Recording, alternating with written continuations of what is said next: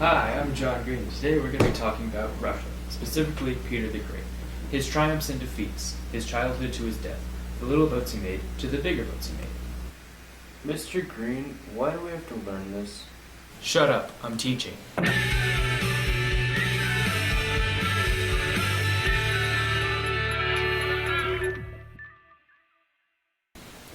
In Russia, people had to figure out how to live on the harsh land that they, were living on. This includes the construction of houses and buildings inside of their communities. In Moscow, most of the houses were made of wood and not stone. Because it was so cold, they had to keep their fireplaces going constantly, which made their city susceptible to fires. So everybody thought, hey, why don't we just make our homes out of stone? And they did. Another way that Russian people interacted with their environment was their capability of farming in such harsh conditions. The Russians didn't have as luxurious land as the people in the Mediterranean, but they endured nevertheless. One major food was potatoes. Yes, potatoes. Potatoes are a main ingredient in one of the most iconic Russian drinks ever made, vodka. But they didn't just survive on potatoes. They had access to the river which led to the sea, where the fish are. But the river was frozen for most of the year. In the days of spring, the ice would crack and melt from the river, and the people would be so excited that they would throw a festival to celebrate the new year. Anyways, the ice would melt, and the Russians were able to travel down the river to find new places with new resources. This just shows how awesome the Russian people are at coping with their environment. But another great one is the construction of St. Petersburg. The construction of St. Petersburg was arguably one of the greatest constructions ever recorded in Russian history. You see, Peter was one of many that had heard of King Louis XIV's Palace of Versailles and wanted in on this masterpiece, but wanted one of his own. The problem was that the location in which he wanted to build his new city was the swampy marshland that had very little trees. The only trees that were there were weak and feeble compared to the ones back in Moscow. So how did he build this new city in such a terrible piece of land? Well, Peter had planned ahead. His whole goal was to get access to a warm water port. So what other way to transport wood and materials to the new city than down their new river? There would be people far up the river to cut down trees, and then there would be people that would help transport the wood down the river. Then there would be people that would catch the wood or construct the city. St. Petersburg is one of the greatest examples of people interacting directly with the environment. Peter's first encounter with foreigners was as a child when he held full-scale war games in which he had actual soldiers and weapons to play with however he wanted. Many of these soldiers Peter recruited came from the immigrant town known as the German suburb, which became very important throughout his life. Years later, after overthrowing his sister Sophia with the help of his many foreign officers, Peter came to take his place as the Tsar. However, Peter wanted nothing to do with the responsibilities of ruling an empire, so during the first few years of his reign, Peter spent almost all of his time at the German suburb, where he made very close friends that would accompany him throughout his reign. Eventually, he also decided that he wanted to further expand his knowledge of the Western world, so he wanted to travel around Europe undercover. He didn't want to be regarded as the Tsar by anybody. His travels around Europe at the time seemed very selfish, as he was not ruling Russia as he should be. He was instead traveling around on a big vacation. But eventually they would shape Russia in a big way, because he brought back many things such as shipbuilding and architecture, which helped Russia's navy as well as its many cities.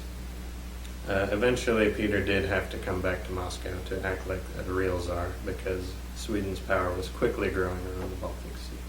There were two main Azov campaigns. In the first, around 150,000 men advanced towards Azov in order to try and capture the Ottoman force positioned there. They took down some of the forts, but were forced to withdraw after they could not hold their ground there. In the second campaign, the Russians had now built up their navy enough to block the Ottomans from deploying troops. Because the Ottomans could not reinforce their fortifications, they were eventually forced to resign their position at Azov, declaring a Russian victory. It showed how important navies were at the time and how they could be used to stop their enemies. An alliance of Denmark, Russia, and Poland declared war on the Swedish Empire in 1700, whose power was growing. Sweden had begun to push farther and farther south, which angered the neighboring nations. Russia and their alliance eventually won, and with that gained the valuable land used to build the city of St. Petersburg. Peter had always wanted an access to a warm water port, and because all the ports in Russia had froze over in the winter, which of course was a problem to their economy as well as their military. But to do so, he had to push south to the Black Sea. which the Ottomans controlled at the time. This led to a war in 1710 in which Russia won and finally achieved his goal of gaining access to a warm water port. The Great Turkish War in 1683 was the first time that Russia was involved in a European alliance. It consisted of Venice, Greece, Serbia, Hungary, and several territories that now make up Germany, and ended up in a victory for the Europeans versus the Turks. During Peter's reign, he pushed Russia's border to the Pacific Ocean and also pushed way farther south to the Black Sea, creating one of the largest nations of the world at the time of his death in 1725.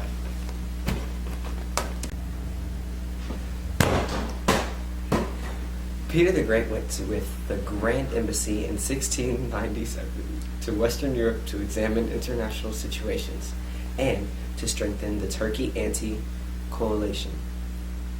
He studied shipbuilding when he worked as a ship carpenter in the Dutch East Indian Company at Ceradon. Then he worked at a naval dockyard and then visited many other areas in Western Europe, such as Venice, the Netherlands, and Amsterdam.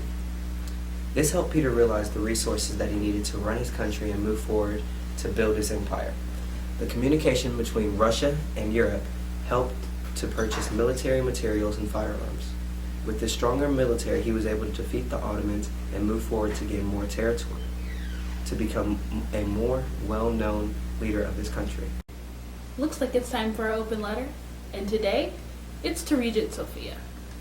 Dear Sophia, despite what Disney Jr. might say, you really are Sophia the First. But your rise to power did not come without bumps and bruises along the way. You were told that you were supposed to live in isolation because you weren't allowed to marry men of any lower social class, and because of the harsh xenophobia in 17th century Russia, you weren't allowed to marry elites from any other country either. But you weren't content to live in the dark. You wanted to learn, and so you broke tradition and studied literature, art, drama, and Russian history. This education made you passionate, brave, and strong. And when your dad and brother died at age 19, you weren't content with living with the darkness, so you single-handedly masterminded the uprising of the Streltsy, the bodyguards of the Russian palace, and withheld the religious revolution that your brother Peter would bring about. And your brother Peter, he did great things for Russia. He brought about the westernization of Russia with influence from the Dutch and made it an economic and political place of power.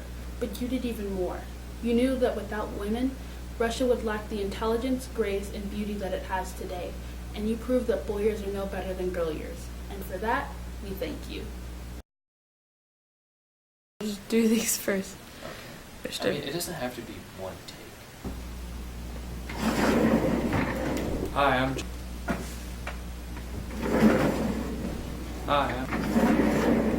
I'm John Green, and today we're...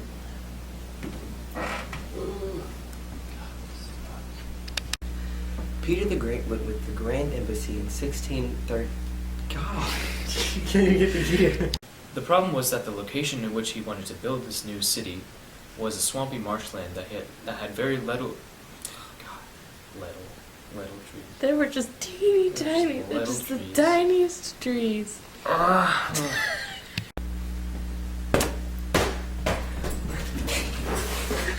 Which made their houses and cities susceptible to fires. So everybody thought, hey, why don't we just make our homes out of wood?